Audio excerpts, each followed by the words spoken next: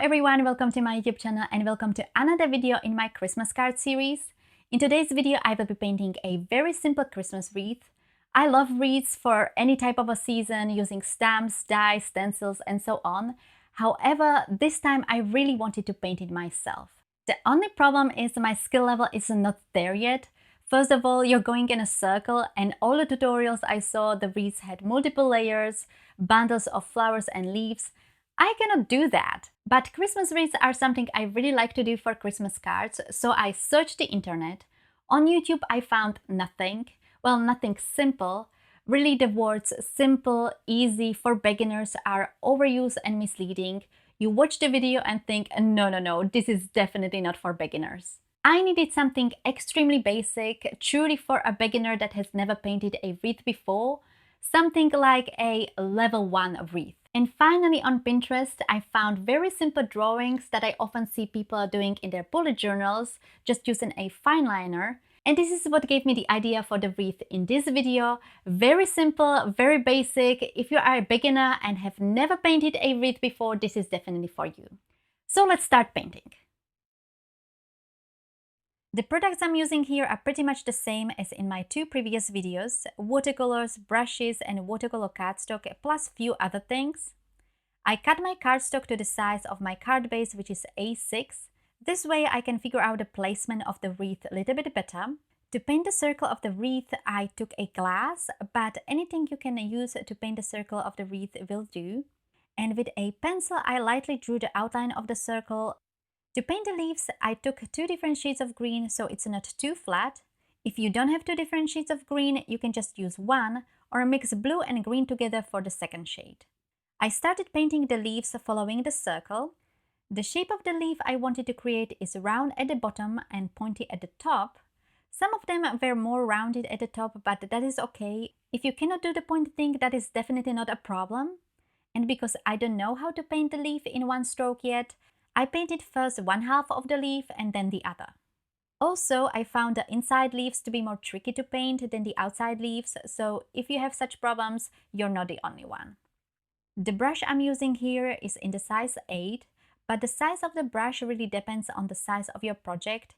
If you are making a 5x7 card, for example, you might need to be using a bigger brush. If you want to paint smaller leaves, then you would be using a smaller brush. The best is to paint a practice piece and try out your brushes. When I was painting, I was also moving the cardstock, so I'm painting at the same angle. But be careful as you are moving the cardstock that you don't touch the leaves that are still wet.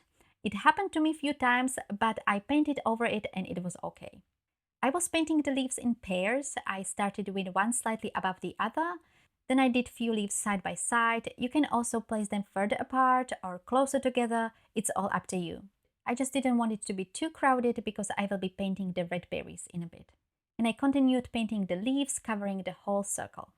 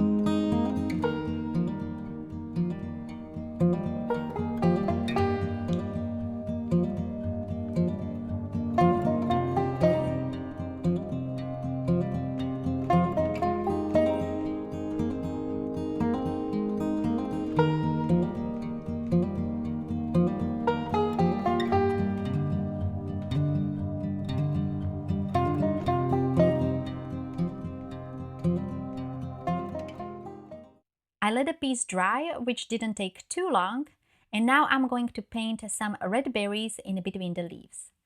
For this I used a smaller brush. I think this one is a size 4 brush. And I painted small dots between the leaves. The dots weren't perfect circles, more like little smudges, but that's okay. I was altering between 2 berries, one on each side, and 3 berries, 2 on one side and 1 on the other. And I filled the whole wreath with little red berries. I think the berries automatically enhanced the look of the wreath, even when I wasn't sure about the shape of the leaves. After I added the berries, it improved the look, and it definitely gives me the Christmas vibes. Although, even without the berries, just with the leaves, I think the wreath looks good as well. To finish up the wreath, I picked a brown paint and I painted the circle covering the pencil line. This is another step that I think puts the whole wreath together. I used a brush in the size 1, but you could also use the tip of a bigger brush. I'm just not the best when it comes to lines, and using a very small brush was very helpful. The parts where the leaves were together, I skipped, I didn't paint over them, but otherwise I was painting one solid line. The next step is to add a sentiment. You don't have to add a sentiment, but in that case I would place the wreath in the middle of the panel, or make a square card, that would be an option. You can write a sentiment yourself, as I'm doing here. I'm writing Happy Holidays. Just as I did on my previous card, I first wrote the sentiment on a scrap piece of cardstock, only to get the size of the sentiment, and then I wrote it directly onto the card using a pencil. Next, I took my golden watercolors and carefully wrote over it using a size 1 brush. Writing my own sentiment is not my favorite thing to do, since my handwriting is all over the place.